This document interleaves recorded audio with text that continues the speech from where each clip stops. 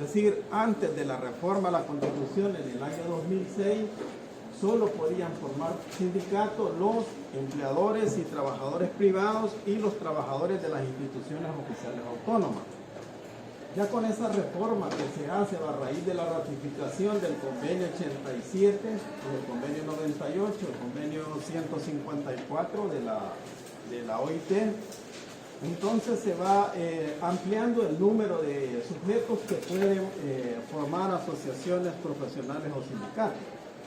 Entonces, a partir de ahí vamos a tener que los trabajadores y empleados públicos, es decir, todos aquellos trabajadores del gobierno central, y cuando hablamos del gobierno central nos referimos a los trabajadores de los ministerios, respectivos ministerios, el Ministerio de Salud, el Ministerio de Educación, todos los ministerios en ese caso pueden formar sindicatos. Por eso la norma refiere los funcionarios y empleados públicos, también pueden formar sindicatos los empleados municipales. Anteriormente ellos podían formar asociaciones generales, pero no podían formar sindicatos. Ahora, ¿qué sujetos son los que tienen en este caso el derecho a formar los sindicatos?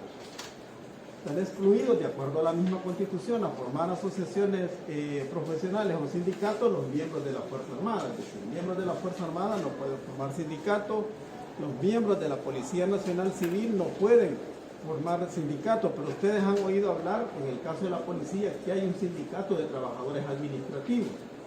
Entonces, en la esfera de los trabajadores administrativos no habría problema, y de hecho habría que ver si eso realmente es un sindicato o es una asociación en este caso general.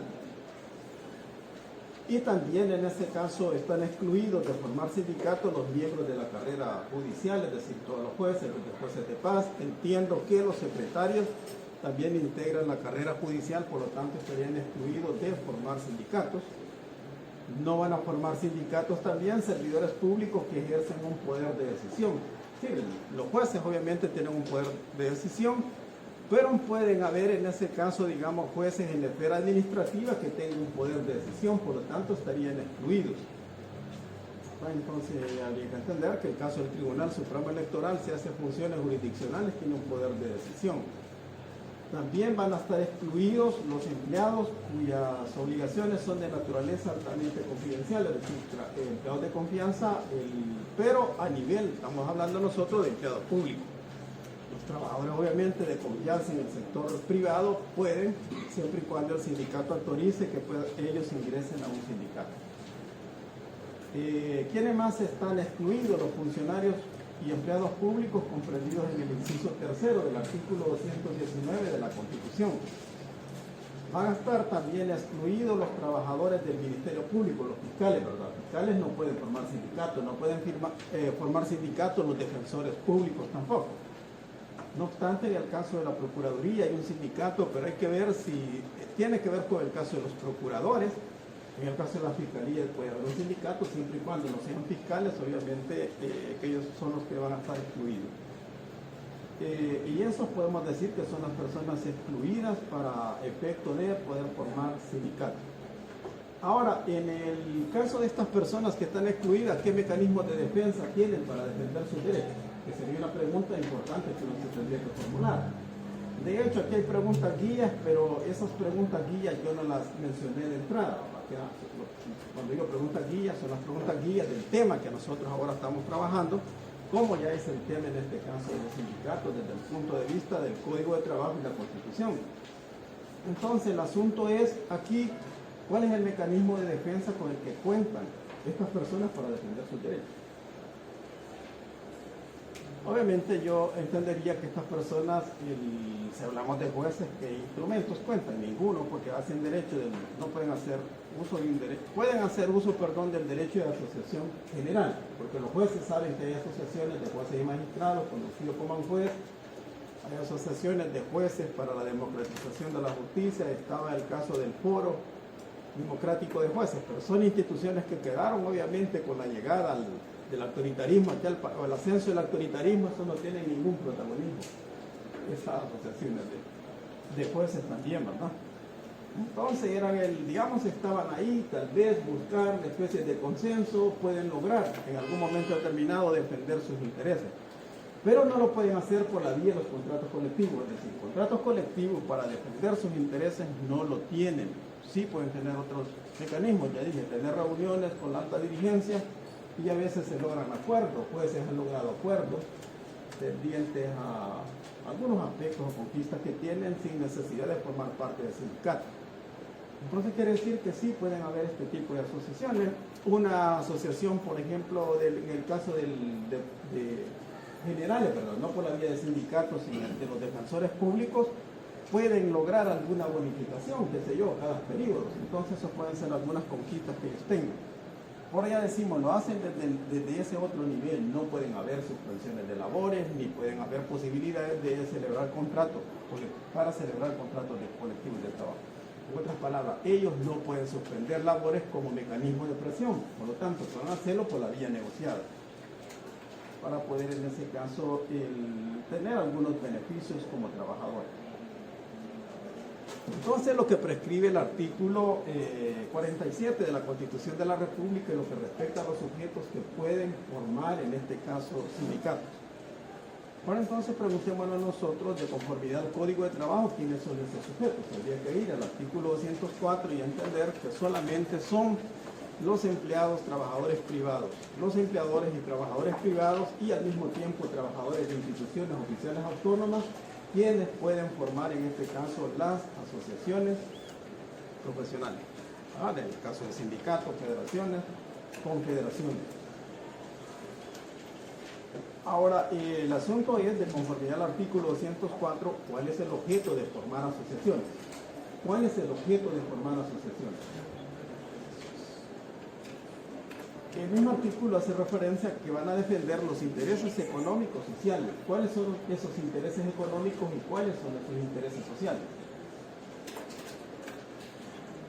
Cuando hablamos de intereses económicos, obviamente estamos haciendo referencia a las aspiraciones salariales que ellos tienen. Es decir, el mejoramiento en el pago de las horas extraordinarias, mejoramiento en el pago del salario, mejoramiento en el tema de la prima anual, mejoramiento en el tema de las vacaciones, ampliar los días de asueto. Todo ese es un tipo de posibilidades que implican intereses, en este caso económicos. Los intereses sociales, pues obviamente tienen que ver, en el caso de los trabajadores, como por ejemplo conquistar por la vía de los contratos colectivos de trabajo algunas instituciones de interés social.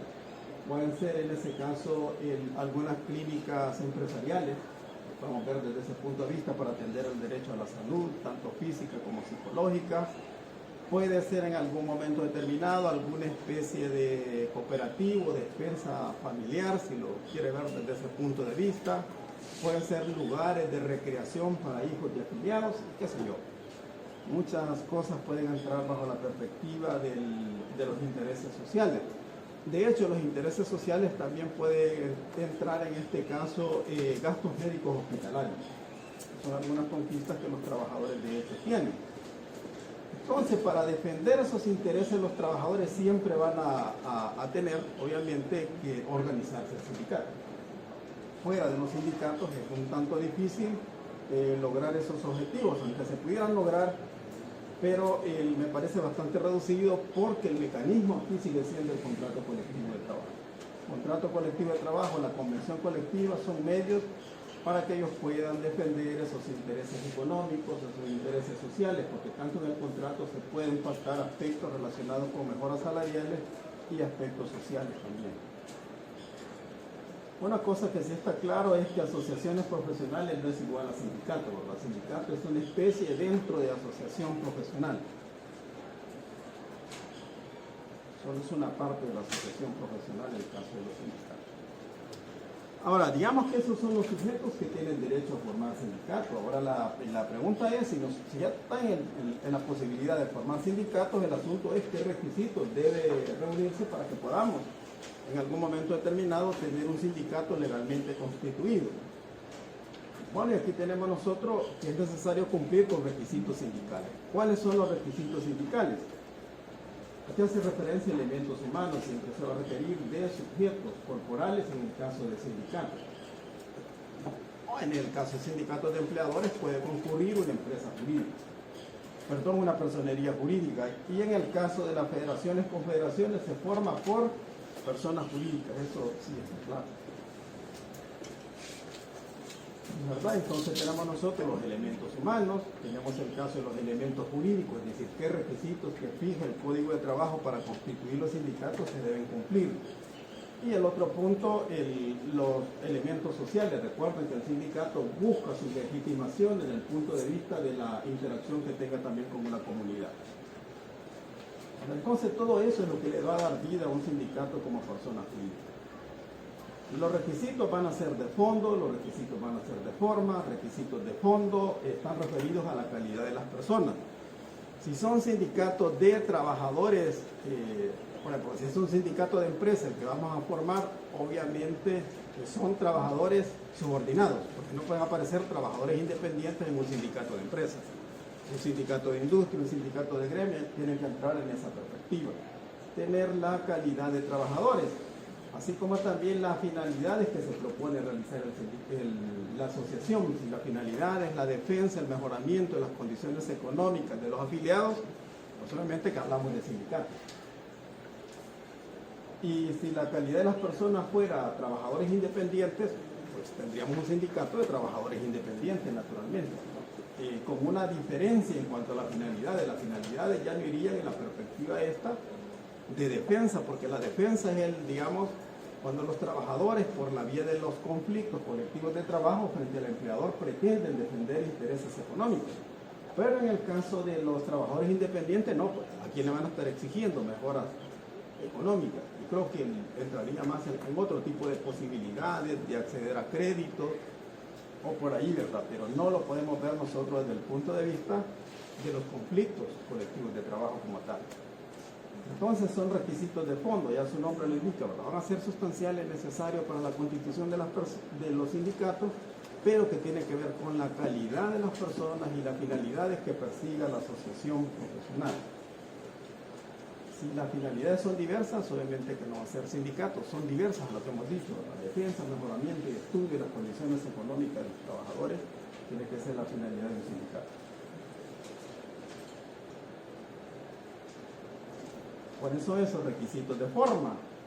Bueno, requisitos de forma son los que la ley señala, ¿verdad? Para el reconocimiento del sindicato, para el reconocimiento legal del sindicato, ¿no? El sindicato puede tener existencia real, pero no tener existencia legal. Entonces, la existencia legal la da a partir del cumplimiento de ciertos requisitos.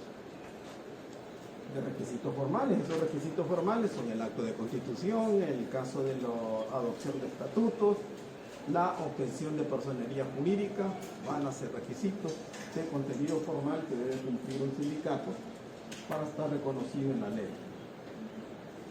Ahora hablemos del acto constitutivo del sindicato. En el caso del artículo 213 del Código de Trabajo, ¿alguien le puede dar lectura?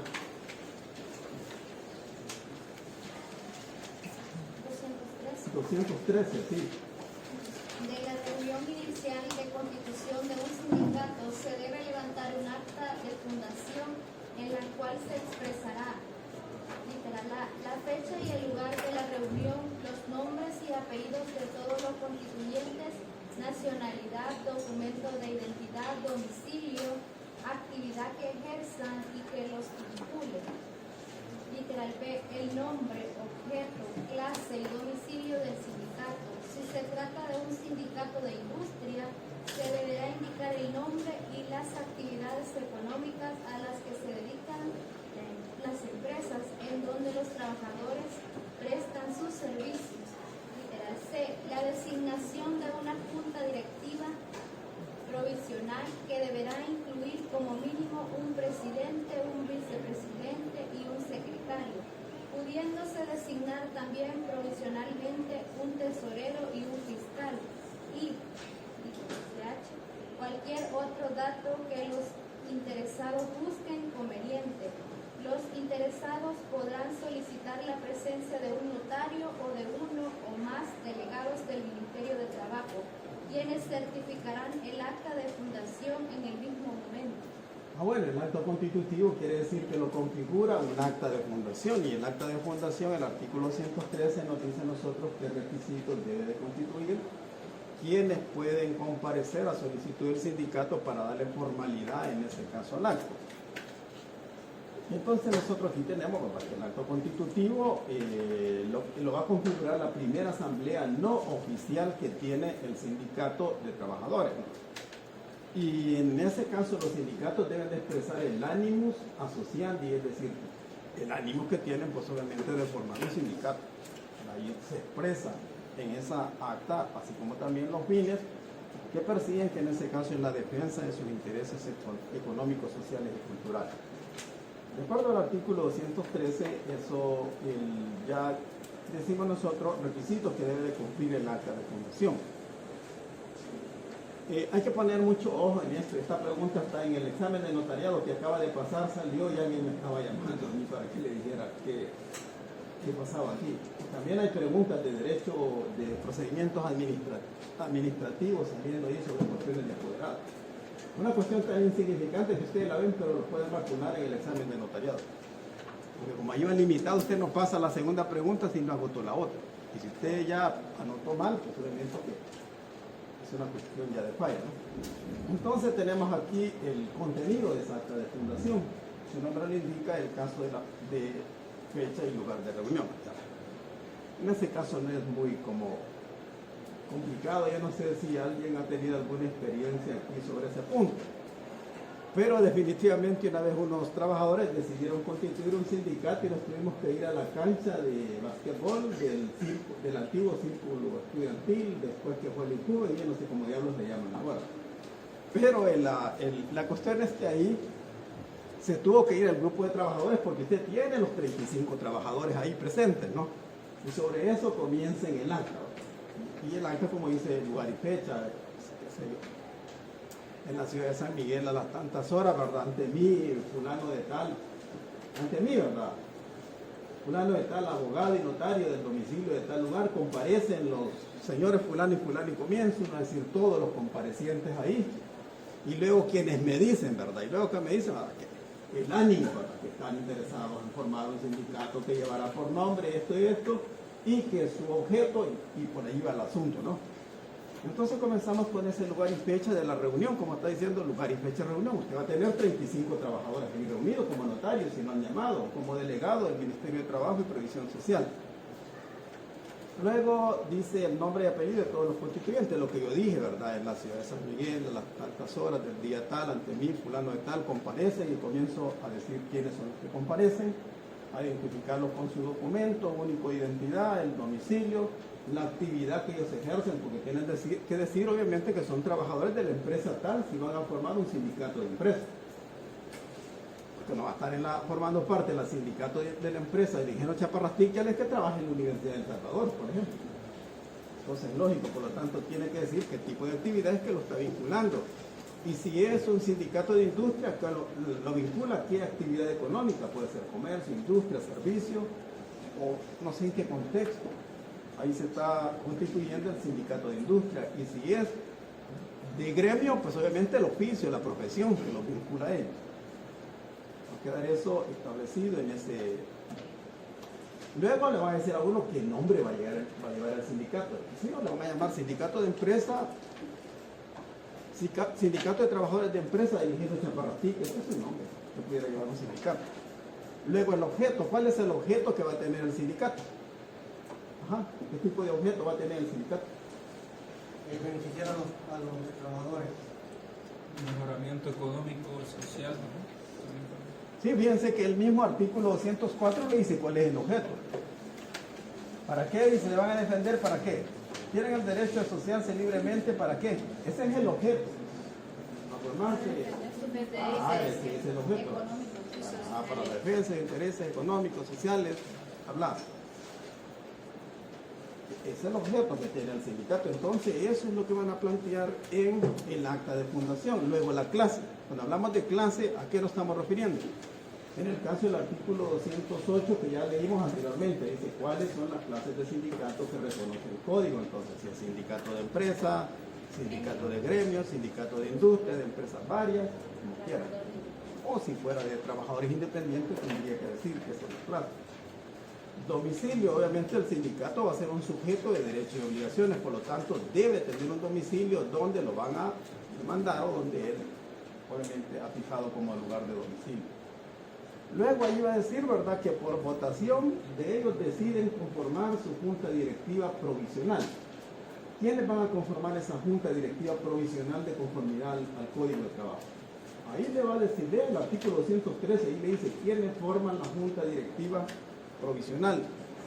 Un presidente, Un vicepresidente, un un secretario. vicepresidente, un secretario, un tesorero y el caso del Fiscal. el fiscal. O el síndico, si ustedes quieren. Entonces, esos, digamos, como mínimo así queda conformada la primera junta directiva. ¿Por qué es una junta directiva provisional? Su nombre lo indica, es algo provisional. Doctor, tengo una pregunta. Ajá. ¿Los sindicatos son lucrativos, por así decirlo? No persiguen fines de lucro. La finalidad es clara. ¿Cuál es el objeto? Ya lo dijo, defensa de los intereses económicos de los trabajadores. No van a pretender en algún momento determinado ponerse a hacer rifa, ponerse a hacer actividades para repartirse dividendos, eso no está en el sindicato. Pedir donaciones. No, donaciones les pueden dar a los sindicatos para cumplir los fines. ¿Cuáles son? La defensa de su defensa de sus intereses económicos, pero no para repartirse en ese caso dividendos. De hecho, es hasta una prohibición que tienen los sindicatos en el 229 literal B, repartir dividendos o hacer distribuciones del patrimonio sindical, eso está prohibido. Hasta motivo de suspensión puede ser para un sindicato. Luego dice cualquier otro dato que se estime conveniente. Entonces, cualquier otro dato que se estime conveniente, no sé, que van a designar ahí qué comisión se va a encargar de redactar los estatutos, si es que los estatutos no se están aprobando en ese acto constitutivo, porque en el acto constitutivo puede ser que ya lleven los estatutos y ahí los aprueben, y eso quede de constancia en el acta. Pero si todavía no los han discutido y aprobado, entonces hay que nombrar una comisión para la cuestión de la redacción de los estatutos y los trámites que tendrá que seguir ante el ministerio correspondiente para obtener la personería jurídica. Ese puede ser otro dato que se pueda consignar en el caso del acta de fundación de los sindicatos. Ahora, es lo que en este caso regula el artículo 213. Pero una cosa clave es que el acta de fundación ya produce un efecto jurídico. Y es el siguiente, es decir, que en un número de 35 trabajadores que fundaron el sindicato tienen fuero sindical. No van a ser despedidos, no van a ser desmejorados, no van a ser suspendidos disciplinariamente. Es lo que le menciona el 248 de la Constitución, del Código de Trabajo, y el 47, por ahí inciso penúltimo de la Constitución, respecto al fuero sindical. Entonces, ese es un efecto jurídico que va a producir de conformidad al artículo 214. Habrá un margen de tiempo, es decir, yo no sé si me parece que es de 60 días, ¿no?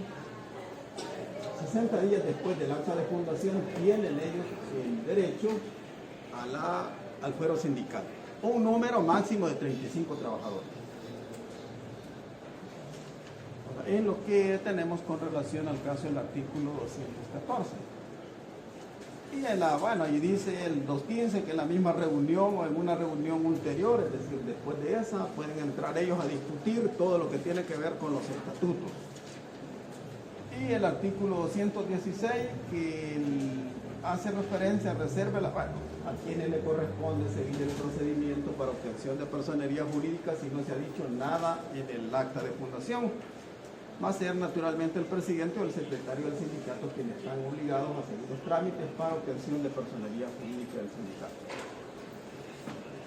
Ahora, hagamos referencia al tema de los estatutos. No sé si llegando hasta este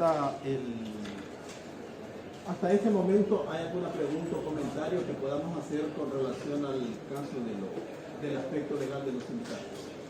¿Tienen alguna pregunta que formular?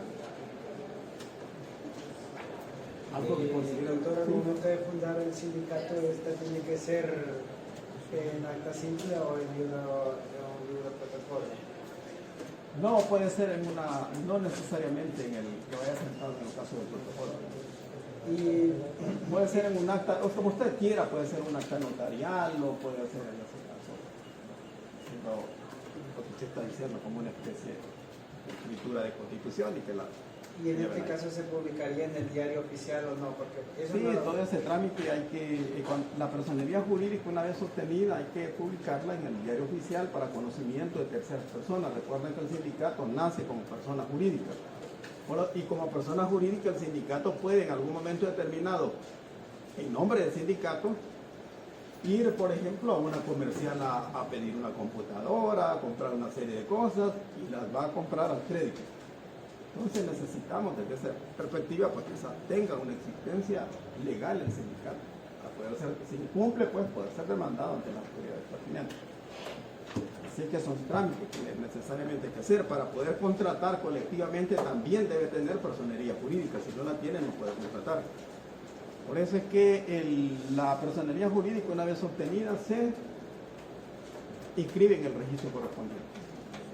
Es la forma de probar la existencia legal del sindicato. Así que eso sí va a ocurrir en el contexto de la asociación profesional. ¿Alguien más tiene alguna pregunta?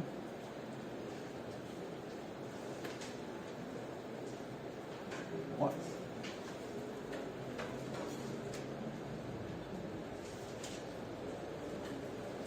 Solamente para continuar con estas otras disposiciones, el caso del artículo 204 yo ya lo doy por enterado, cuál es el objeto de formar un sindicato, quiénes pueden formar un sindicato en el contexto del Código de Trabajo.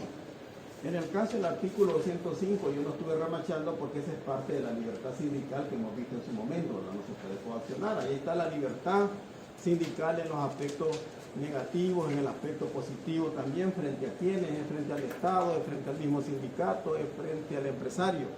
El sindicato no puede, una persona, perdón, no puede ser estorbada en su derecho de libertad sindical. Y de hecho la vamos a referir nosotros, aquí hay una cuestión, y los dos puntos que también había que tratar, ¿verdad? Está la libertad sindical en las dos dimensiones, en la dimensión individual y en la dimensión colectiva. Así que todo eso habría que integrar esos conceptos que hemos trabajado aquí. Y en el artículo 206, lo que hemos dicho, no se pueden conformar sindicatos donde estén trabajadores y empleadores, ¿verdad? Eso es imposible. Y el caso del artículo 107, la forma como se dirige el sindicato siempre se va a dirigir bajo principios democráticos. Ya he dicho, los sindicatos son modeladores del tipo de sociedad que uno quiere tener, ¿no? Por lo tanto, ellos deben de practicar internamente la democracia. Eso está claro. Y en el caso también que al interior del sindicato no pueden haber privilegios de uno frente a otro. Todos son iguales. Es una cuestión que está aquí planteada. Y el otro punto del inciso segundo del artículo 107 que tiene que ver con la representación individual. Que la persona puede ejercer sus derechos directamente o puede nombrar un representante siempre y cuando el Código de Trabajo autorice esa posibilidad. Ahora el 208, ya no vamos, son el clase de sindicatos de conformidad al Código, el artículo 209, la definición que da para sindicatos de empresa, de gremio, de industria, de empresas varias, independientes. La pregunta que hacía Rafael, el 210 claramente dice quiénes tienen ¿qué edad se requiere para formar parte de un sindicato? No, aquí refiere que es la edad de 14 años. Sin embargo, yo he encontrado algunos estatutos. De hecho, alguien puede ir ahorita a su celular y busca estatutos de un sindicato. Ponga estatutos de un sindicato. Y si busca estatutos de un sindicato, hay unas normas estatutarias que dicen que para los derechos o los requisitos, ¿verdad?, de ingreso a un sindicato, ser mayor de 18 años. Entonces, si va la exigencia de ser mayor de 18 años, ¿cómo queda el artículo 210 frente a ese contexto? Existe esa posibilidad que la norma estatutaria diga que el trabajador debe ser mayor de 18 años. O haber establecido que pueden ingresar trabajadores, ¿verdad?, mayores de 14 años.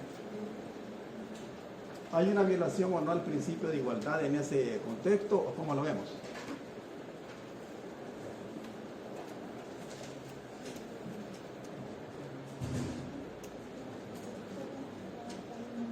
prende la luz adentro.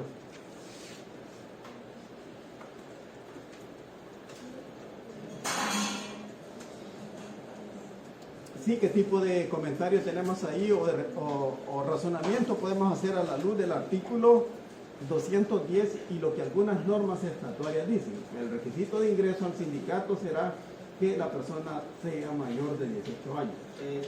El código no dice que sea mayor de 18 años, dice que sea mayor de 14 años, ¿sí? Creo que el Código de Trabajo fue creado en 1972, ¿verdad? Sí.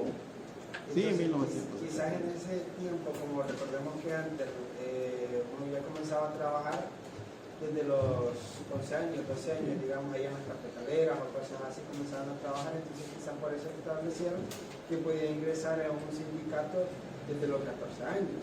Pero ahora, si queremos actualmente trabajar desde los 14 años o 16 años, pues necesitamos, como se dice, un permiso de nuestros padres, si no es una jornada de medio tiempo, que no perturbe nuestra educación o cosas así. Entonces quizás por eso están formalizados esos estatutos, porque las contrataciones de menores de edad casi no son acá, no aplican acá en El Salvador, digamos. Pero digamos que si aplicaran. Debe de prevalecer la del Código de Trabajo. Yo diría debe de prevalecer la Constitución, que es lo que dice la Constitución en el artículo 38 y el ordinal pertinente de trabajo de menores.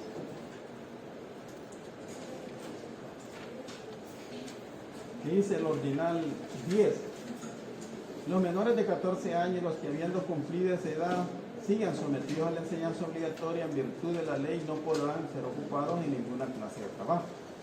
Podrá actualizarse su ocupación cuando se considere indispensable para la subsistencia de los miembros o de su familia, siempre que ello no impida cumplir con el mínimo de instrucción obligatoria. Luego, la jornada de menores, bla, bla. Pero sí que la posibilidad del trabajo de menores existe o no existe. Sí. Siempre y cuando lo que él dijo, se den ese tipo de condiciones. Digamos que se da ese tipo de condiciones. Y los menores trabajan jornada de, qué sé yo, en la tarde o una jornada en la mañana. La pregunta es si en ese caso ellos tendrían o no el derecho de formar parte del sindicato o pueden ser excluidos bajo esa posibilidad que redactan los estatutos.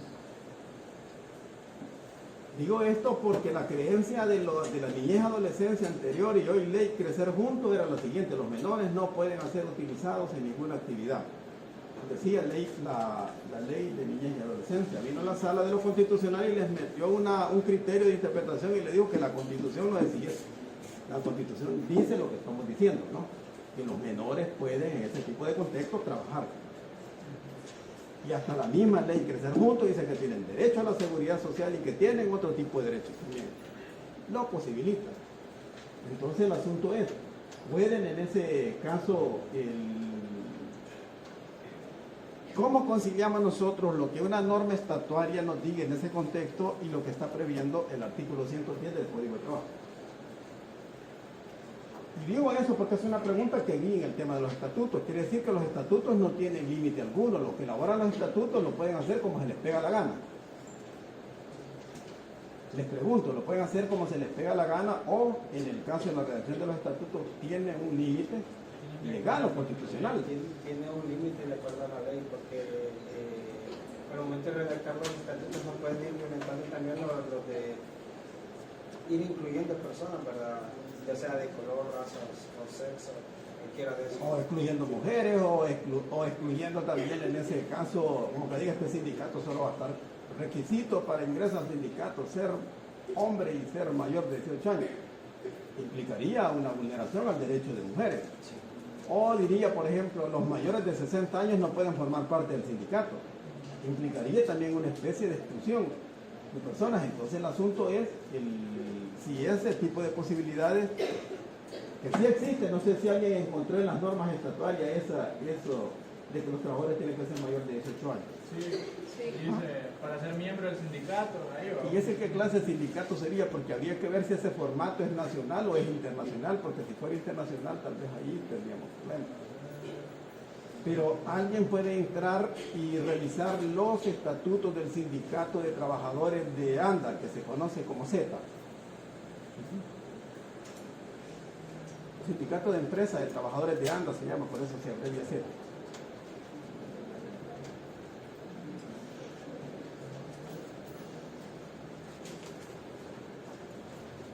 Ya.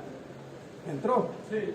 Veamos cuáles son los requisitos de ingreso que tiene el caso de los estatutos del Sindicato de Trabajadores de ANDA.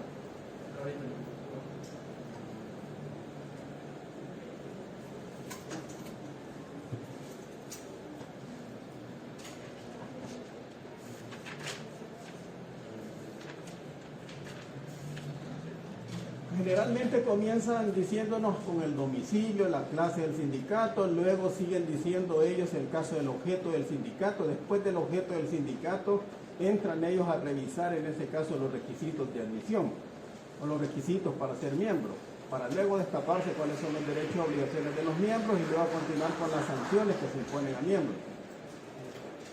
El común de los estatutos así aparece, así es que allí se puede dar cuenta usted cuáles son los requisitos de admisión.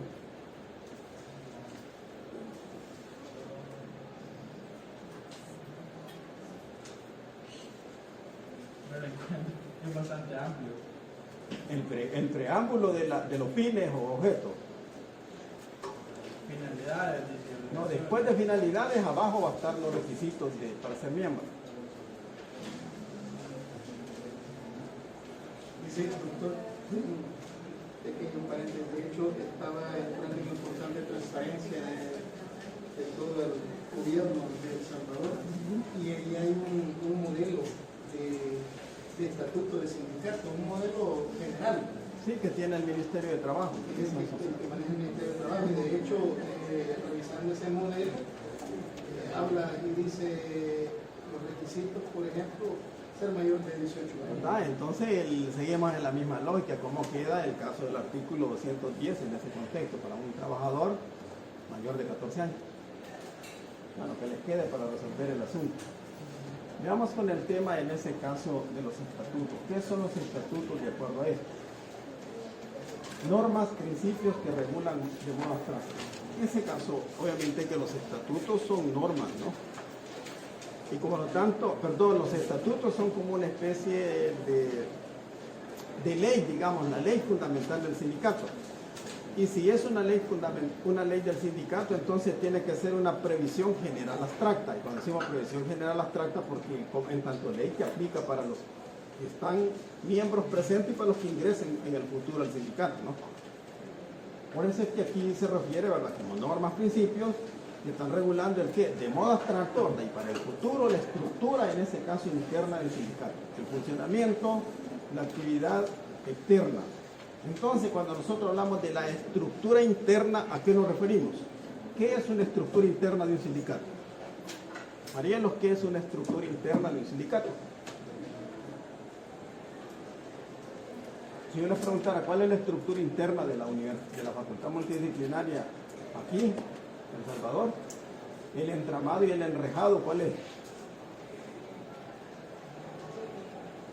Junta directiva, que la asamblea de docentes, que los estudiantes, que si hay una proyección social, que administrativo, esos son los entramados, a eso nos referimos cuando hablamos de estructuras, ¿no?, de las asociaciones. Entonces la estructura interna que tiene el sindicato.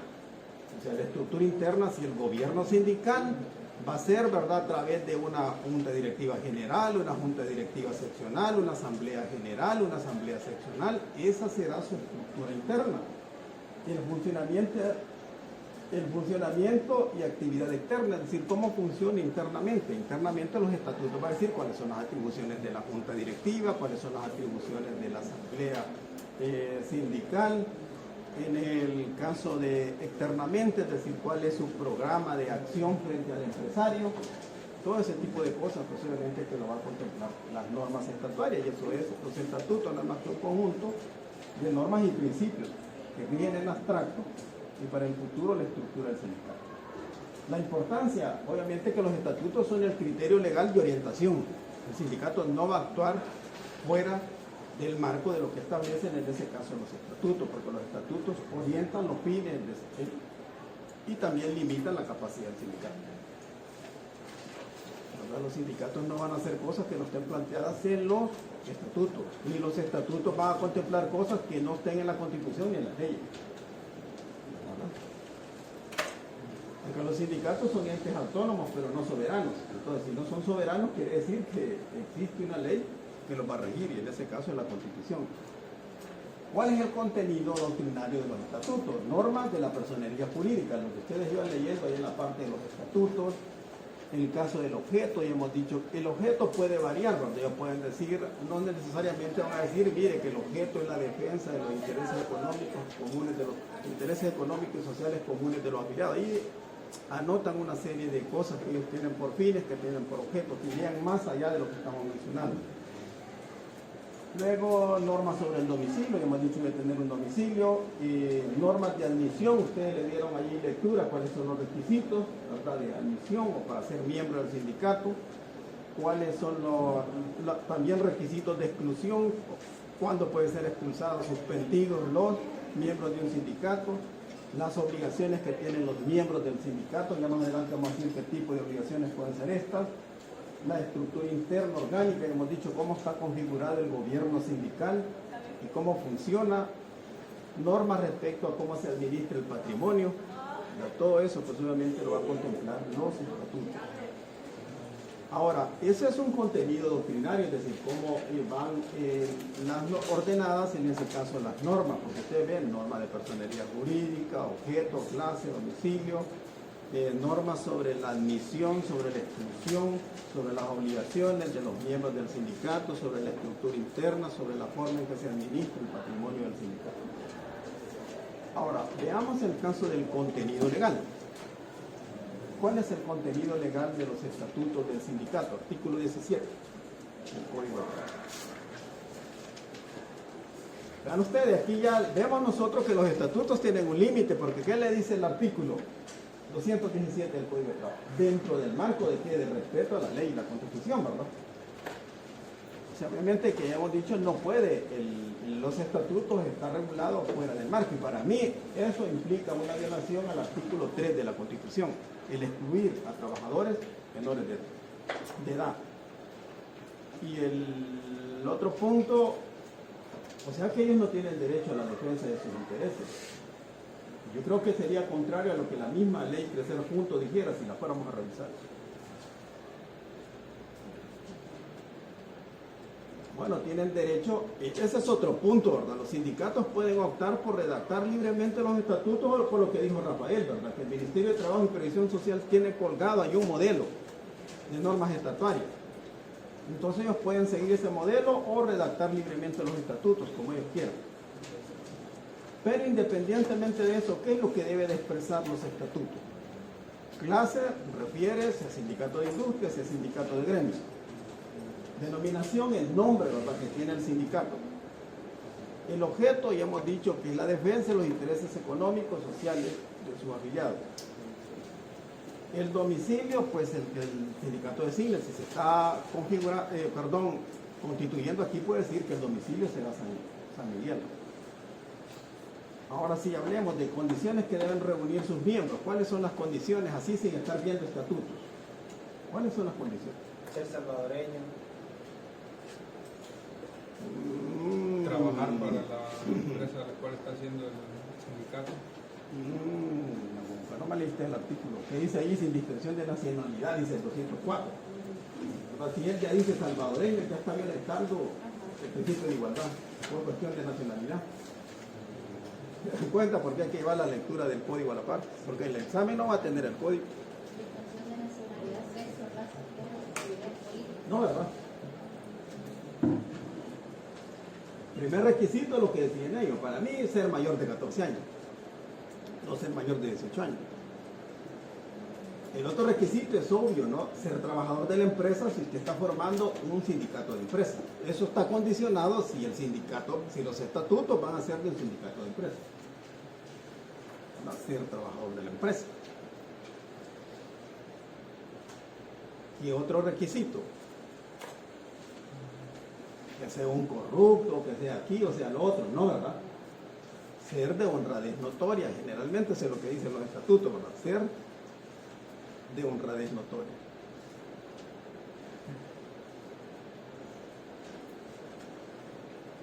Bueno, dejémosla por ahí, pueden haber más requisitos que se les ocurra a ellos regular, ¿verdad?, en la norma estatutaria, pero la pregunta es si eso es posible desde la Constitución, es otra cosa. Ahora, son los requisitos que deben de reunir sus miembros. Ahora, ¿qué obligaciones tienen los miembros de un sindicato? Si usted fuera miembro de un sindicato, ¿cuál cree que serían sus principales obligaciones con el sindicato? Cumplir los deberes para cuál fue creado el sindicato, cumplir con las reglas de No, pero es que ahorita estamos hablando de las obligaciones, después vamos a hablar de los derechos, hablemos de las obligaciones. ¿Cuáles son las obligaciones? Una principal obligación suya sería asistir a las asambleas que le convoca el sindicato, ¿no? La otra obligación suya, ¿cuál va a ser? Respetar los estatutos, porque no, los estatutos no están para que usted los violente, ni cualquier otro miembro lo va a violentar, o sea, respetar los estatutos. ¿Qué otro tipo de obligación? Hay que pagar la cuota sindical, mire, pagar la cuota sindical. Esa es otra obligación. Otra obligación, obviamente, es no agredir, ¿verdad?, a los miembros del sindicato. Entonces, son algunas obligaciones que van a ir. Si esas son obligaciones, ¿cuáles van a ser sus derechos? Ariel, ¿cuáles serían sus derechos entonces? Si esas son sus obligaciones dentro del sindicato, ¿cuáles son sus derechos ahora? puedo recibir los beneficios de los acuerdos que llegan del sindicato. Sí puede en algún momento determinado, ¿no? Porque tiene razón en lo que él dice, porque puede ser que en algún momento determinado el sindicato logró un seguro, perdón, en el caso de gastos hospitalarios para miembros de los afiliados. Y eso ya es posible, ¿no? Quedan para el contexto de los afiliados ese tipo de posibilidad. Porque no le refiero el caso de los otros tipos de posibilidades como condiciones de trabajo, porque las condiciones de trabajo, de acuerdo al artículo 268, 269, el contrato colectivo de trabajo tiene una función normativa y dentro de esa función normativa es normar, ¿verdad?, las condiciones que rigen todos los contratos individuales dentro de la empresa, los celebrados o por celebrarse en un futuro. Entonces, no necesariamente yo debo estar afiliado para recibir ese beneficio. Pero hay un beneficio exclusivo que usted puede recibir. Recibir el respaldo del sindicato si en dado caso lo despiden. El derecho de representación. Además del derecho de representación, ¿qué otro derecho? Derecho de igualdad, ser tratado como los demás, dentro del sindicato, sin Sí. que haya preferencia, no ser discriminado por eso. Sí, más esa es una obligación del sindicato. Yo lo veo desde el punto de vista del derecho que usted tiene a elegir representante. El derecho que usted tiene a ser electo también, ¿verdad? Esos son derechos que obviamente se le van a ir dando usted, ¿no? Esos serían algunos ejemplos de derechos y obligaciones que va a tener. Ahora, hablemos de las sanciones disciplinarias, los motivos y procedimientos, porque así dice el caso literal de sanciones disciplinarias, motivos y procedimientos para la aplicación de las mismas. Esto depende de varias cosas. Va a depender de varias cosas, porque hay sindicatos que la estructura interna, ¿verdad?, no solo tienen como gobierno sindical, la asamblea sindical, la junta directiva, sino que tienen comisiones. Los sindicatos a veces tienen una comisión llamada Comisión de Justicia y Honor. La Comisión de Justicia y Honor se encarga en ese caso de conocer este tipo de procesos para imponer sanciones a los miembros. Entonces la primera parte dice sanciones disciplinarias. Ejemplos de sanciones disciplinarias a los miembros de un sindicato. Restringir la entrada del sindicato. El doctor Bonilla decía, cuando fue mi profesor de Derecho Laboral, decía, una de las sanciones para amonestación, decía, llegar ebrio, llegar en ropas menores, decía que podía ser, pero yo creo que de las ropas menores era aquel tiempo, ¿verdad?, de lo que el doctor planteaba. Yo creo que ahora ya un sentido tendría ser ese tipo de observación, pero sí, alguna observación iría, ¿verdad?, llegar en estado de ebriedad o bajo efectos de droga, porque recuerde que eso va a llevar a que cause un desorden al interior, ¿no? Entonces nosotros tenemos que puede ser amonestación, ¿verdad? La amonestación puede ser verbal o puede ser escrita. Como primera, en ese caso, sanción. Las sanciones se van graduando. Entonces tenemos nosotros amonestación. La siguiente puede ser una multa, ¿verdad? Si vuelve a llegar ebrio la segunda vez, ahora va una multa, ¿no? Si llega ebrio la tercera vez, la suspensión, ¿verdad? Y si en estado de ebriedad se le ocurrió agredir a los demás, entonces vendrá pues obviamente la expulsión, ¿no? Por eso tendrán que expulsarlo. Entonces ven ustedes que en el caso de las sanciones disciplinarias pueden ser esas, ¿verdad? La amonestación verbal, la multa, la suspensión, el caso de la expulsión o destitución. Entonces nosotros ahí tenemos 4 sanciones disciplinarias. Ahora pensemos en los motivos de cada una. ¿Cuáles pueden ser los motivos de la amonestación verbal? Obviamente que no tienen que ser los mismos motivos de una expulsión. Entonces, ¿cuáles pueden ser esos ejemplos de motivos de amonestación? Ya hemos dicho uno, ¿verdad? El llegar en estado de ebriedad. Además de llegar en estado de ebriedad, ¿qué más? Impuntualidad. No cumplir con las obligaciones. Pudiera ser, ¿verdad? Una llamada de atención, ¿verdad? No paga la cuota sindical y entonces habría que llamarlo para efecto de, como una amonestación en ese caso, una forma de amonestación. En el caso de las multas, ya las cuestiones tienen que irse agravando más, ¿verdad? Lo que decíamos ahí, tener una conducta reiterada sobre lo mismo. Llegar ya varias veces en estado de ebriedad puede acarrear, en ese caso, el pago de una multa. Ahí se va a decir, no, si será de $5 o qué sé yo. Depende de la condición económica que tengan los afiliados del sindicato, si se puede moderar o modular, perdón, el caso de la multa.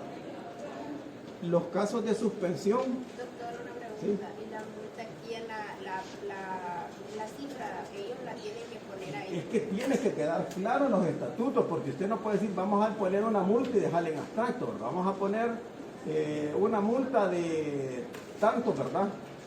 $, por estos motivos, ¿verdad? Cuando incurra él en una de estas causales. Las causales tienen que quedar detalladas porque aquí se rige por el principio de legalidad. El sindicato no puede estar imponiendo sanciones, no puede poner una sanción por una clase de sanción que no está previamente establecida en los estatutos, ni por un motivo que no está previamente establecido en los estatutos. O sea, los motivos tienen que quedar tasados, no, taxativamente establecidos en los estatutos. Pero veamos en ese caso, al caso de las suspensiones. ¿Qué motivos pueden generar una suspensión de un miembro del sindicato? ¿Qué puede generarnos una suspensión? El ejemplo que usted estaba poniendo de agredir a un miembro o directamente agredir, por ejemplo, al secretario, al presidente o a algunos familiares. Sí. Porque ahí va de la agresión física o puede ir en ese caso a otro tipo de agresión. Verbales, ¿verdad? O como sea. Si es una agresión verbal, yo creo que puede caer en el nivel de la suspensión. Y si la agresión ya es física, mandémosla a la expulsión porque ya es más grave. ¿Qué más podemos mencionar ahí? Se podría agregar de que un miembro del sindicato esté revelando información de las reuniones que ellos tienen como sindicato. También, ¿verdad? Públicamente, digamos, en redes sociales. Sí, puede llevar también a eso. ¿Alguien más? Pensémosla, porque recordemos que no son cosas que... hay una libertad que tienen los sindicatos de redactar estatutos, y si tienen esa libertad, tenemos la libertad nosotros de decir qué motivo van, ¿no? Puede ser que un miembro del sindicato se lucre de algunos fondos o sea, que no tiene, no lo distribuye, no se dio a la sala del momento de realizar el pago del sindicato, que se lucre de ese fondo. Pero ¿qué les parece? Administración fraudulenta, el caso de corrupción, el caso de espionaje, el caso de traición, ¿no creen ustedes que serían motivos de expulsión en vez de suspensión? Porque me parece que son muy graves, ¿verdad? Porque si vamos en el acto ese de lo que se está diciendo, más va a apuntar a la corrupción, me parece a mí que sería un motivo más de expulsión. Pero un caso de suspensión... Porque lo que se busca supuestamente es la honradez de la persona y ahí está violentando lo puede. Claro, ¿verdad? Claramente decía que es ser de honradez notoria, ¿sí? Podría ser mal uso de instalaciones sindicales. Ese pudiera ser un motivo, ¿verdad? Porque como va graduándose el tema de la gravedad, entonces puede entrar como un motivo de suspensión. ¿Verdad? Es lo que habíamos planteado anteriormente, que hayan conductas reiteradas, como el caso de la ebriedad, el uso sustancias psicotrópicas, puede llevar también a eso. Ahora veamos el caso de los procedimientos, porque los motivos, hemos dicho, son posibles motivos. Ahora, ¿cuáles son los procedimientos? Pues los procedimientos siguen siendo sencillos, como hay una comisión de, ya estamos hablando de justicia y honor, pues obviamente que a la persona que incurrió en ese motivo para una sanción, lo tiene que citar esa comisión para que le ejerza el derecho de defensa, porque no le va a imponer una sanción sin haberle garantizado el derecho de defensa. Si le violenta el derecho de defensa, hasta un amparo puede caer ahí, ¿verdad? Y cae un amparo, recuerda un amparo, ¿qué tipo de? Bueno, con ustedes no puedo decirlo de arriba, sí les puedo sorprender allá, ¿verdad? Pero es un tipo de amparo contra particulares, ¿verdad? Contra particulares, porque quiera o no, la Comisión de Justicia y Honor tiene una posición supra frente al que está sentado en el banquillo de los acusados. Entonces el procedimiento, ¿verdad? Lo citamos, que presente las pruebas que tiene y después de esa habrá una deliberación, por supuesto que tiene que haber una deliberación. La comisión en ese caso de justicia y honor dice qué tipo de sanción puede haber, pero quien va a decidir o tiene la última palabra sobre la sanción que sea la asamblea sindical, porque ahí reside la mayoría de voluntades. La comisión de justicia y honor se puede, qué sé yo, está prejuiciada y entonces no sé por qué razones quiere también que alguien no esté presente en el sindicato. Entonces, para evitar ese tipo de cosas, lo sometemos luego a la votación de una asamblea sindical. Ese es el procedimiento que pueden ellos diseñar en sus estatutos y es un procedimiento válido. Así es que por ahí podemos llevar esta idea de las sanciones disciplinarias. Luego, en el caso del siguiente literal del artículo 17, hace referencia, el literal D nos menciona la cuantía y la periodicidad de cuotas. Cuando hablamos de cuantía, qué sé yo, puede ser $3, $5 mensuales, no sé. Ellos tienen la libertad de poder decidir eso por medio de la votación que va a hacer la asamblea sindical, porque la asamblea sindical es la que aprueba los estatutos, ahí va a decidir si van 3, van 5, $2, no sé. La periodicidad, pues obviamente es mensual, ¿verdad? Vamos a pagar de modo mensual. Eso sí se trata de cuotas ordinarias. ¿Y la forma de pago cuál va a ser? Que el tesorero va a andar detrás de cada uno de ellos, ¿verdad? Yo creo que no son métodos prácticos. El artículo 252 le da la facultad, le dice, mire, el sindicato envíe la nómina, ¿verdad?, de sus miembros al empleador para que en planilla, ¿verdad? Y eso es lo que ocurre. Por la vía de planilla le van descontando y eso después lo hacen llegar al sindicato. Y se evita el tesorero de andarle cobrando a alguien hasta que ni le quieran pagar, no tiene problema, por andar cobrando. Entonces es un procedimiento normal que puede suceder en este caso. ¿Preguntas hasta ahí? Bueno, veamos. En el caso de la expulsión de un miembro, ¿cuáles serían los efectos frente al empleador? Este ya no tendría el fuero sindical, podría ya ser despedido. No, claro que no puede ser despedido, no, pero es una pregunta bastante adelantada, porque el asunto es el siguiente, que ella tiene razón, porque la expulsión de un miembro no hay un problema, porque no tiene fuero sindical, pero ¿qué pasa si el que fue expulsado es miembro de la junta directiva por el acto de corrupción? Entonces ahí sí está bien qué pasa con el fuero sindical de él, ya lo podemos despedir en este caso por esa situación. Es una pregunta bastante importante. Y la otra cuestión administrativa, porque de una vez que queda fuera del sindicato, ya el sindicato tiene que notificar o el mismo trabajador llevarle una nota al empleador que ya no le esté haciendo descuentos porque él es miembro del sindicato, de cuotas sindicales. Es una cuestión administrativa. Pero vamos a la cuestión jurisdiccional. En la cuestión jurisdiccional lo que nos dice a nosotros es que si una persona ejerce el cargo de miembro de junta directiva, si lo eligió, por ejemplo, por 9 meses y después viene el despido, entonces va a tener 9 meses adicionales.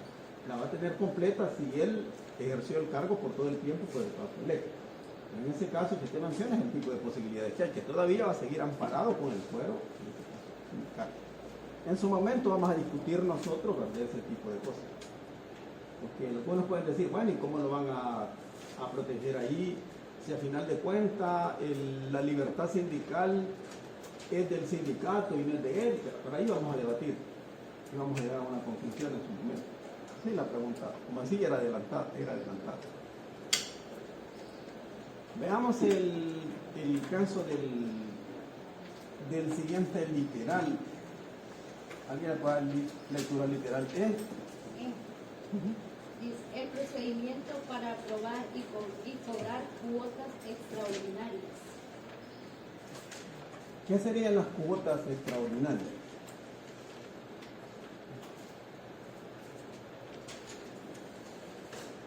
Las cuotas ordinarias sí que ya las fijamos, ¿verdad? Porque está diciendo claramente cuantía, periodicidad. Pero el caso de cuotas extraordinarias usted no las puede fijar en el tema de los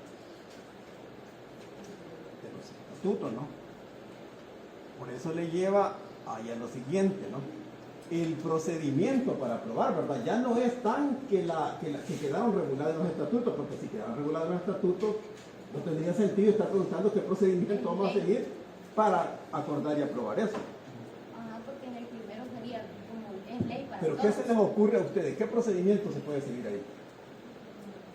En caso de emergencia se llegarían a cobrar esas cuotas extraordinarias para cubrir los gastos para haber solventado esa... Sí, habrá esa posibilidad de una situación imprevista, ¿no? Y como usted dice, frente a un imprevisto viene el caso de se van a requerir las cuotas extraordinarias. Pero la pregunta es, ¿qué procedimiento vamos a seguir nosotros para eso? Se tendría que convocar a una asamblea. Por supuesto, la asamblea, porque la asamblea es la autoridad máxima en ese caso del sindicato. Y vean que la norma está diciendo procedimiento.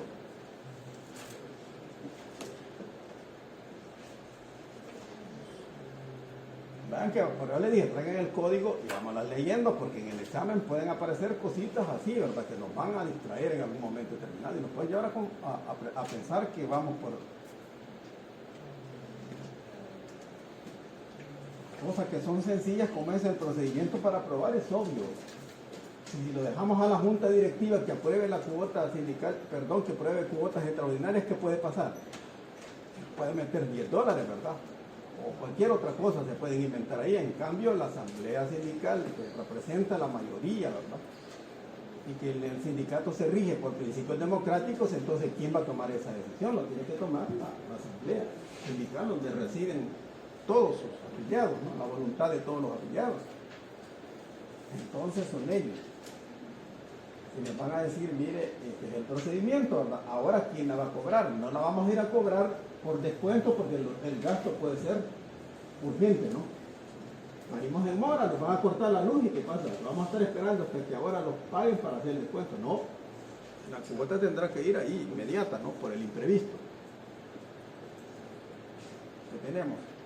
Van ustedes el otro caso del literal F, ¿verdad? Es una cuestión bastante compleja que hay allí en el caso del literal F. Épocas y procedimientos, ¿para qué? Ahí tenemos un serio problema y de hecho no sé si lo advertimos aquí. Ahí nosotros nos vamos a encontrar con un montón de cosas. Nos vamos a encontrar con asambleas generales, nos encontramos con asambleas generales que pueden ser ordinarias, pueden ser extraordinarias. Nos encontramos con asambleas seccionales que pueden ser ordinarias, que pueden ser extraordinarias. Todo eso puede ocurrir en este tipo de contextos que plantea el caso del literal F. Ahora entonces nosotros tenemos épocas y procedimientos para celebrar las asambleas. Las asambleas ordinarias, la norma indica que se hacen una vez al año, ¿no? Pero lo normal sería que se van haciendo cada 6 meses. Pero ahí dice por lo menos, ¿verdad? Si ustedes no quieren hacerla cada 6 meses o 2 veces por año, hagan por lo menos una asamblea ordinaria al año. Entonces esa es la época. Procedimiento para convocar, yo creo que eso ya todos nos imaginamos qué tipo de procedimiento puede ser, ¿verdad?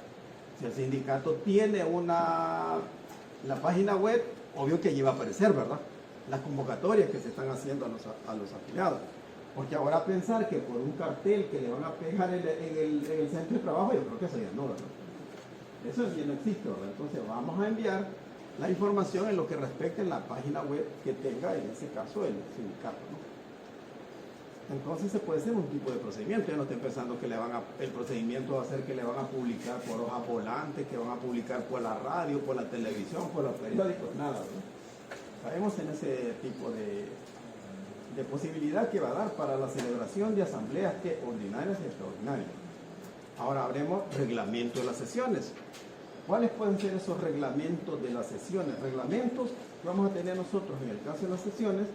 Pues obviamente una primera cosa es que la asamblea sindical se va a celebrar, ¿verdad?, con la mayoría más uno, ¿no?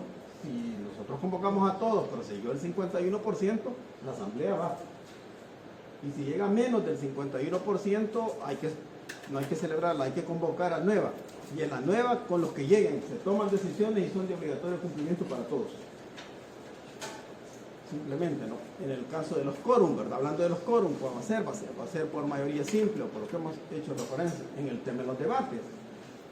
El tema de los debates, recuerdan que queda diseñado por el reglamento de sesiones. En el reglamento de sesiones ahí tiene que aparecer regulado por ejemplo, en la convocatoria que nos van a publicar ahí en la página web, nos van a decir, ¿verdad?, cuáles son los puntos que se van a tratar en asamblea, porque vamos a ir a asamblea sin darnos cuenta de qué se trata. Ya el tema lo dice, estos serán los temas a discutir en la asamblea sindical. Luego, en tema de los debates, pues obviamente que tiene que haber un moderador, es cierto, ¿no? El presidente nos lo está moderando, el que levanta la mano que va a intervenir. El que interviene hay que ver cuántas posibilidades de intervención tiene, porque no se la va a pasar hablando solo él, ¿verdad? Entonces puede ser que tenga el derecho a exponer su caso y el derecho a réplica. Entonces dejémoslo hasta ahí. También el tiempo que va a intervenir, porque una asamblea sindical no se la va a tirar todo el día yéndonos a todos. Se dice el dicho que donde todos los gallos cantan nunca amanece, dice. Entonces imagínese usted todos hablando, en ese caso nada van a llegar. Entonces ahí tenemos, ¿verdad?, el caso de cómo va a quedar regulado el tema de debate. Luego de las votaciones. Las votaciones depende del tema que se esté tratando, porque las votaciones pueden ser públicas o los votos pueden ser secretos. Votaciones públicas, si es cualquier otro asunto que estamos diciendo, pues si estamos eligiendo a junta directiva, no puede haber voto a mano alzada, porque el otro se va a dar cuenta porque quienes votan por él y quienes no están votando por él. Esa votación es secreta. Igual si es una aprobación de cuentas que está rindiendo la junta directiva, tiene que ser el voto secreto. Y otro tipo de cosas pueden ser por votaciones, en ese caso a mano alzada, ¿verdad? En cuanto al cobro del pago de las cuotas extraordinarias, cuánto se va a cobrar, el procedimiento, eso se puede votar a mano alzada. Entonces el tema de votaciones, ¿verdad?, va a depender del asunto, si es secreta o es pública. La elección de un representante también podría ser ¿De qué? la elección de un representante. La elección de la junta directiva es secreta. Pero ya vamos a caer en ese literal, porque es el literal G, que habla de los modos de que vamos a elegir a los miembros de junta directiva, que son los casos de representación. ¿Sí, Gerardo? No, a opinar algo que hay algunos digamos, sindicatos, o también podemos decir algunas juntas directivas que ponen su junta directiva, pero es que lo hacen al mano alzada. Si quieren votar por él para corresponder a la nueva junta directiva, o como se dice, o tal vez que continúe nuevamente un nuevo periodo, lo hacen a mano alzada. Eso sería nulo, que se procedería a hacer.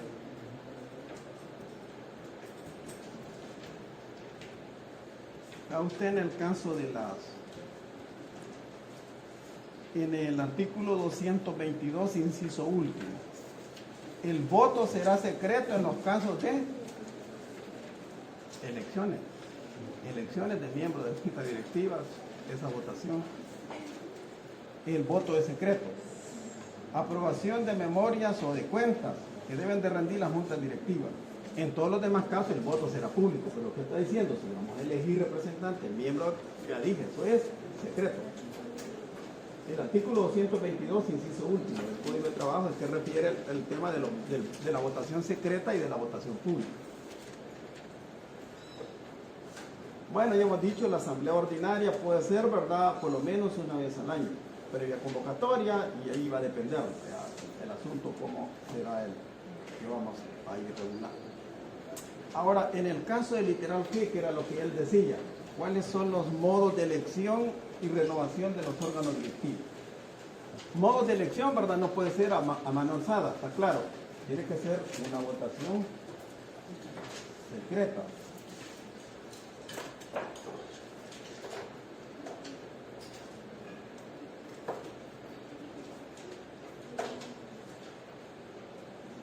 Y renovación, para elección y renovación de los órganos directivos. Duración del mandato, ¿por cuánto tiempo se eligen los miembros de junta directiva?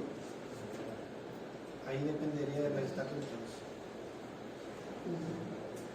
Veamos los estatutos, porque en el caso del código hace referencia que atribuciones que tiene la junta directiva, que tiene la asamblea sindical, es la de elegir anualmente a los miembros de la junta directiva.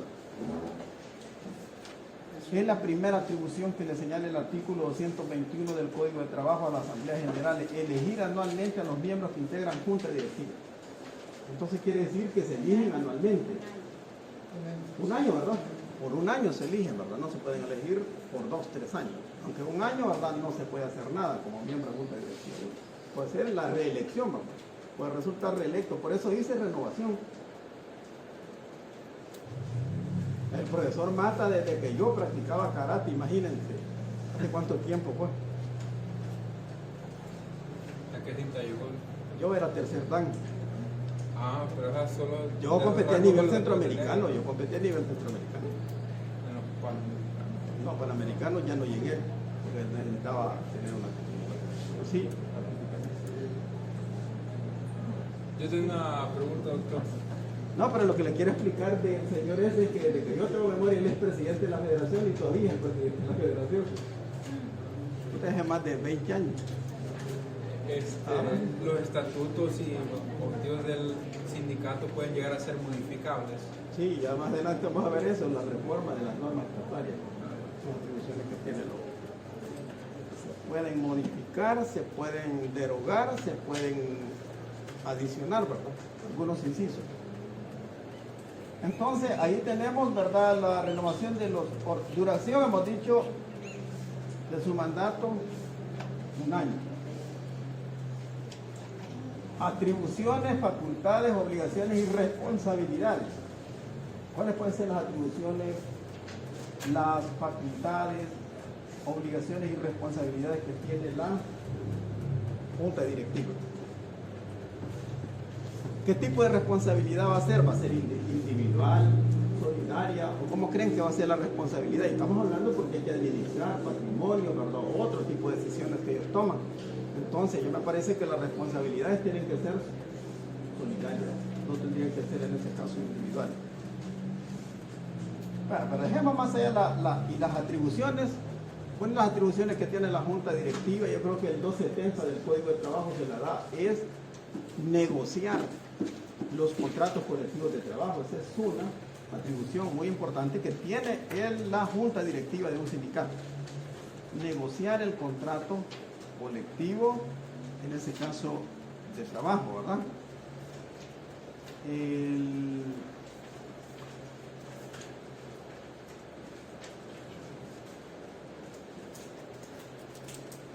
El artículo, perdón, que hacíamos referencia, es el 274. El 274, no el 270. 274 corresponde a la Junta Directiva negociar por sí, por medio representante, el contrato colectivo de trabajo. Además de digamos en ese caso, negociar el contrato colectivo de trabajo, ¿qué otra atribución tiene la otra atribución? Puede ser lo que hemos dicho anteriormente, recolectar la cuota sindical, ¿no es cierto? Es una atribución que se le da a ellos, ¿no? Convocar reuniones.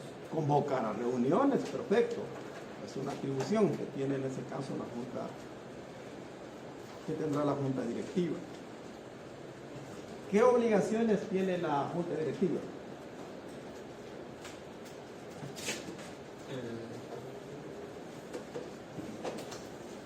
Respetar los derechos que tienen los miembros dentro del sindicato, como por ejemplo el derecho a ser elegido por alguien, ser electo, perdón. El derecho al voto que tienen también los miembros del sindicato.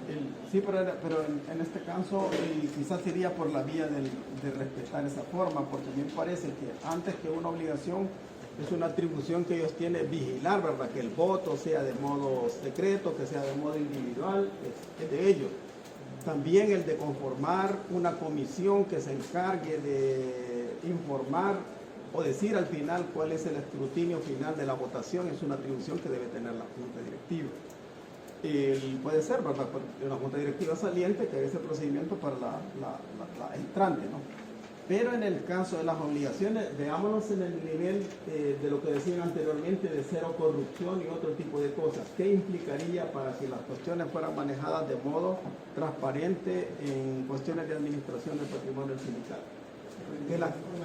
Sí, esa es una obligación, la rendición de cuentas es una obligación que tiene la Junta Directiva y que de hecho, vean ustedes el caso del artículo, ya que mencionó Rafael eso, vean el artículo 226 que le dice todas las obligaciones que tiene una Junta Directiva. Pero más allá de esas obligaciones de Junta Directiva, a mí me gustaría que habláramos algo sobre las que tiene en cuanto a la administración del patrimonio del sindicato. Si hubiera en algún momento determinado, hablemos nosotros de él, hemos recolectado la cuota sindical y como recolectamos la cuota sindical y tenemos $300, hay que tenerlos a la vista o hay que regresarlos al banco o qué pasa. Una obligación es regresar ese dinero ¿a dónde? A una institución bancaria. Otra obligación es que todo gasto que va a hacer el sindicato conste o los pagos que va a efectuar el nombre del sindicato sea en cheque para que quede constancia de esos gastos. Otra forma de administrar eso es que la autorización de eso lleve la firma, no sé si el presidente de la Junta Directiva puede ser, ¿verdad? O puede ser la firma del presidente y el tesorero, como quieran, ¿verdad? Ellos que empezarse el asunto, pero por ahí digamos que puede ir esto, ¿no? Y luego los procedimientos para remoción, que es el otro punto, ¿no? Porque aquí estamos llegando a una cuestión bastante como complicada. Porque hablamos de los modos de elección, pero no hemos dicho cuáles son los procedimientos, cuáles son, perdón, las sanciones, los motivos y procedimientos para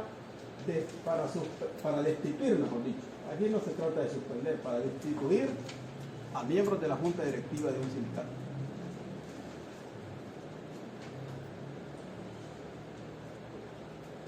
Porque la norma dice modos de elección y renovación, para mí tendría que decir modos de elección, renovación, de renovación y de remoción, tendría que decir, ¿verdad? Me parece que la cuestión de remoción tiene que estar ahí planteada, y aquí. Entonces, ¿cuáles pueden ser los motivos para expulsar a un miembro de Junta Directiva? Yo creo que lo hemos dicho, ¿verdad? La administración fraudulenta, la corrupción, la traición, el espionaje, que también ellos lo pueden hacer. Entonces están esos puntos por los cuales se puede dar la expulsión de un miembro de Junta Directiva. El procedimiento es el mismo en la Comisión de Justicia y Honor, ya hemos dicho que sigue, que lo citamos, aporta las pruebas, se hace una recomendación de sanción, quien la decide será Asamblea Sindical. Es un tipo de procedimiento que en este caso puede ocurrir. Ahora en el caso del literal H. ¿Alguien nos ayuda con el caso del literal H?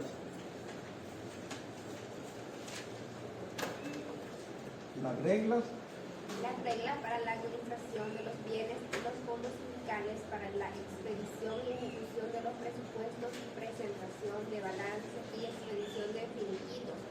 La presentación y aprobación de las cuentas deberá efectuarse por lo menos una vez por año en ocasión de una asamblea ordinaria. Bueno, en la regla de administración hemos dicho que los fondos del sindicato hay que depositarlos en una cuenta bancaria, claro, ¿no?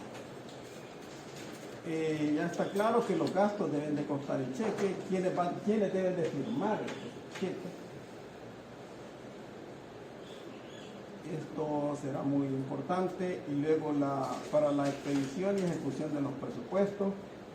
Bueno, cuando estamos hablando nosotros de los presupuestos, hacemos referencia a la estimación de los ingresos y egresos que un sindicato persigue en el año calendario. ¿Cuáles son los egresos que el sindicato persigue en el año calendario? Entonces, eso lo tenemos por ahí mencionado.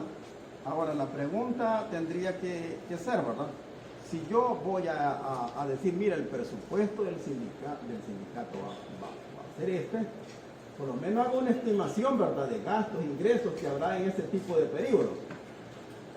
Entonces tendría que dar, pues obviamente, ahí planteado el asunto, lo que sería la forma, cómo vamos a expedir o cómo vamos a ejecutar el presupuesto. Normas de ejecución, ya dije lo que pretendemos, gastos que se pretenden hacer, lo que se pretende recibir en el año calendario. Ahora bien, en el tema del presupuesto, porque estamos hablando cómo se ejecute el presupuesto, ya dijeron anteriormente que la Junta Directiva tiene la obligación de rendir cuentas. Entonces, una forma de rendir cuentas es por la vía de los estados financieros y por la vía de los balances, ¿verdad? Tiene que haber un balance. Ahí, ¿verdad? Tiene que haber un balance, tiene que haber en ese caso un estado financiero. El estado financiero, el caso de los balances y por ahí, ¿verdad? Vamos nosotros a fin de que ellos puedan rendir las cuentas. Pero el otro punto es que dice que tienen también reglas para la cuestión de pedir un finiquito, y me parece que ese es un asunto que hay que llevar a la asamblea sindical para luego decidir nosotros si damos por extinguida o no una deuda que esté a favor del sindicato, ¿no? Porque el sindicato también, ¿verdad? Puede ser, el sindicato tiene sus acreedores y también tiene deudores, y entonces de esa perspectiva puede, en algún momento determinado, el sindicato pues, estar interesado en saldar una cuenta, ¿no? Eso lo conocemos como los finiquitos, que no es más que saldar cuentas. Y en el caso y que la presentación y la aprobación de cuentas, bueno, por lo menos una vez al año debe de haber, en ocasión de una asamblea ordinaria, una rendición de cuentas de la Junta Directiva. Literal, y en la época y la forma de presentación y justificación de las cuentas, que vale lo que hemos dicho anteriormente, por la vía de los balances, por la vía en ese caso de los estados de pérdida y ganancia. Esas asambleas cuando se hacen al año solo lo que ponen ahí, así como está esta pantalla, alguien por ahí está sentado presentándole a uno el estado financiero, presentándole los balances de qué es lo que ocurrió dentro de ese periodo, con cuánto quedó el sindicato al finalizar un año. Eso es lo que ocurre. Yo no sé si usted ha tenido experiencia de estar en una rendición de cuentas. Si yo he estado estuve de las federaciones de karate y estuve en otras de las que he sido juez también, en una asociación de jueces, entonces hemos visto ese tipo de cosas. Y el otro punto de literal J, que ya son normas de disolución y liquidación del sindicato y los procedimientos para. Bueno, ustedes, ese punto me parece a mí bastante como complicado, ¿no? El que tenemos aquí, que son las normas para la disolución y liquidación del sindicato. Esto depende muchas veces. Yo no sé, un sindicato se ha creado para la defensa de los intereses económicos sociales de sus afiliados. Yo no creo que la mentalidad del sindicato está a extinguirse, ¿verdad? Y volver a las situaciones en que estaban antes sin un órgano que se encargue de defender los derechos de los trabajadores. Eso para mí no se concibe, ¿verdad? Pero digamos que el sindicato tome esa decisión voluntaria de disolverse como tal, puede hacer uso de lo que las normas estatuarias le dicen, ¿no? Las normas para la disolución.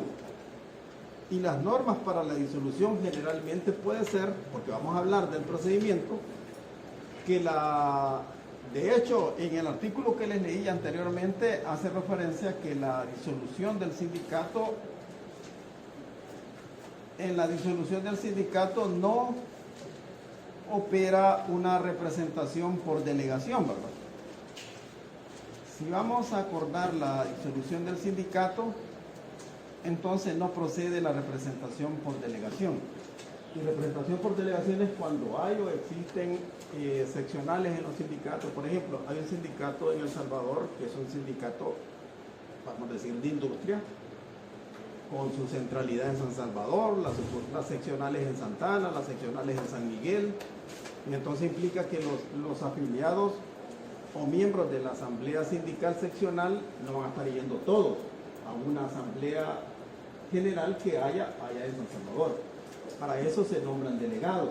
Entonces, en este caso, los delegados pueden ir a representarlos, pero no los van a ir a representar cuando se trate, en estos casos, ya lo dice el artículo 223, inciso último, cuando se trate de la disolución del sindicato. Si vamos a acordar la disolución del sindicato, no procede la representación por delegación. Todos tenemos que estar presentes en esa decisión. Entonces, aquí obviamente en los estatutos se puede decir, mire, la disolución del sindicato procederá cuando el 90%, ¿verdad?, de los afiliados, porque no puede ser la mayoría simple, no, el 90% de los afiliados tome esa decisión en ocasión de una asamblea, qué sé yo, ordinaria, puede decirse, ¿verdad? Para que no sea una cuestión extraordinaria, inmediata, sino una asamblea ordinaria. Ya fijamos qué tipo de asamblea va a ser. Asamblea ordinaria, donde se va a disolver el sindicato. Ahora, normas sobre la liquidación es obvio y tiene que decirse quiénes van a formar parte de la comisión liquidadora del patrimonio del sindicato, porque hay que liquidar ese patrimonio sindical. Y luego hace ver sobre las normas para la revisión y modificación de los estatutos, que era la pregunta que hacía Ariel. Ahora planteamos lo siguiente, nosotros reformar los estatutos. Vamos si en el caso no tenemos aquí la reforma de los estatutos. Pero sí, el procedimiento para la revisión y la modificación de los estatutos, yo pienso que esa es una tarea que la debe de tener ¿quién? El fiscal, que se le llama, o el síndico del sindicato, que es, me imagino yo que es el que tiene conocimientos jurídicos, ¿no? Va a estar estudiando los estatutos para hacer las propuestas, en este caso de reforma. Entonces partamos de lo siguiente, ¿verdad? Hay una comisión ahí encargada, ¿verdad?, en ese caso de estudio y revisión de los estatutos. Esta comisión puede hacer una propuesta y la propuesta, ya dije, que quien la termina decidiendo es la asamblea sindical. Eso puede ser un procedimiento para los efectos de modificar. Habla de revisión y modificación. Y cuando dice revisión, yo pienso que en ese caso no solamente implica modificación, porque la revisión pudiera llevarnos en un momento determinado a proponer la derogatoria de una norma estatutaria. La derogamos, o puede llevar la propuesta de adicionar frente a vacíos que habían algunos incisos. ¿Puede un miembro del sindicato proponer una norma o cambio de estatuto? Solo un miembro. No sé, lo puede llevar a asamblea sindical, y en la asamblea sindical, si está la comisión ahí encargada de los asuntos de reformas y revisión de los estatutos, pues tómale la palabra y comenzar a hacerla. Habría que ver en qué sentido vendría a mejorar las normas estatutarias del sindicato esa propuesta que le está haciendo, ¿no? Puede ser que le haya advertido que hay un vacío en las normas estatutarias y que necesita una reforma. O alguien que vaya en representación de los demás miembros del sindicato podría ser también. Sí, pudiera en ese caso.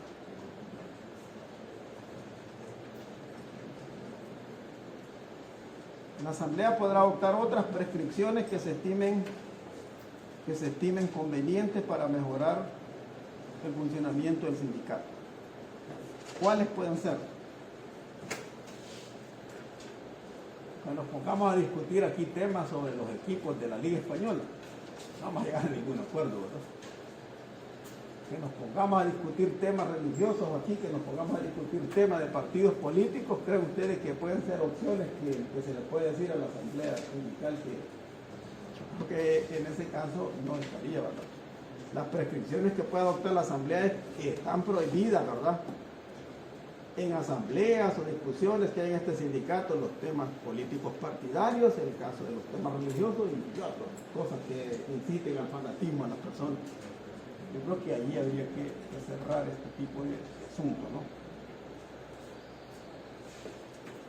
Y otra prescripción que puede adoptar la asamblea, bueno, yo creo que por ahí iría, porque ahora vamos a estar exigiendo otro tipo de cosas que realmente no son competencia de ellas, sino que son derechos que tienen cada uno de los sujetos sindicales. Pero digamos, son el caso de los estatutos. Luego el caso del artículo 218, si a alguien le queda lectura o puede comentar el tema de los estatutos, me pueden hacer verlo. Ya los límites, recuerdan, estas eran las preguntas de orientación del tema, que no sé por qué ya los me parecieron al final, pero estos tenían que ir al inicio del tema de los estatutos. Y son esas, ¿tienen límites? Claro que tiene límites, la Constitución y el Código. Y luego el asunto es en cuanto a los requisitos de admisión, ¿verdad? Yo creo en ese caso que no puede, ¿no crean ustedes? Puede formularse en los estatutos este asunto. Vamos a ver en los requisitos de admisión. En los requisitos de admisión puede decir, además de ser mayor de 14 años, ser trabajador de la empresa, ser de honradez notoria. Podemos decir ahí no ser miembro, representante patronal, ni empleado de confianza. ¿Podemos decir eso en los estatutos? Sería... Es que yo Sí, lo en veo tema de, también por una el tema de libertad sindical, ¿cómo lo discutimos eso? Porque me parece que... Ajá, Los principios de igualdad. discriminación también. Discriminación. Ajá, esas personas solo por ser un poco más cercano al empleador, pues prohibir la entrada, pero también alguien podría argumentar de que se les tiene que prohibir por el hecho de la propia naturaleza que tiene el trabajo de ellos, ser más cercanos al empleador y así evitar algún tipo de traición hacia el sindicato. Pero como miembro aislado, ahí que tanto poder puede tener para eso. Y usted que el asunto es que los cargos de dirección sí los excluye. Si usted lee el artículo 225 del Código de Trabajo, se dará cuenta que nada más están excluidos de ser miembros de la Junta Directiva el empleado de confianza y representante patronal. Para otras cosas no está prohibido. Yo no tengo ninguna prohibición como representante patronal o como empleado de confianza de ser parte del sindicato. No hay prohibición, pues.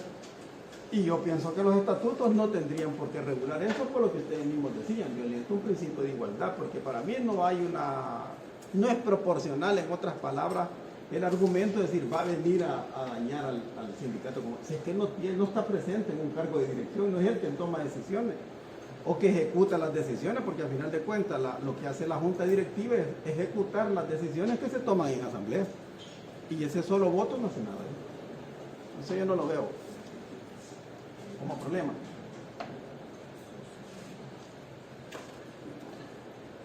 ¿Preguntas o una retroalimentación? ¿Cómo estamos?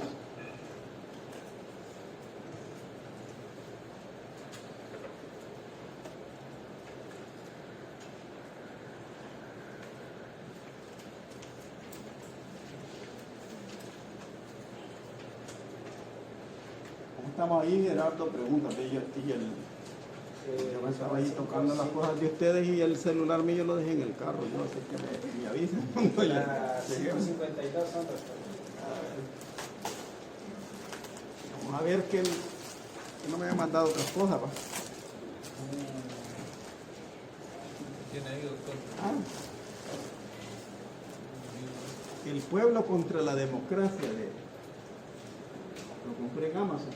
Una oveja. Y es que en el caso del maestro no está haciendo la tesis doctoral en Derecho Constitucional, ¿no? Ajá. Y el libro no lo conseguía, me dijo, y yo lo busqué en Amazon y pedí los dos. Vamos a ver de qué se trata. ¿Por qué nuestra libertad está en peligro y cómo salvarla? Bueno. A saber qué simboliza esa oveja. Sí, lo que vamos a leer Octavio Paz, de este libro ya era de segunda, porque no estaba en el nuevo, es el tiempo nublado de Octavio Paz. Ya a medio en la UCA lo había leído yo, pero no lo tenía en mi estante de la librería personal.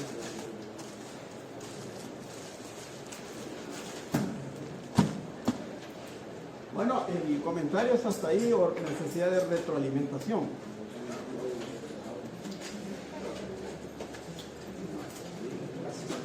Que no nos estamos yendo si tenemos la otra.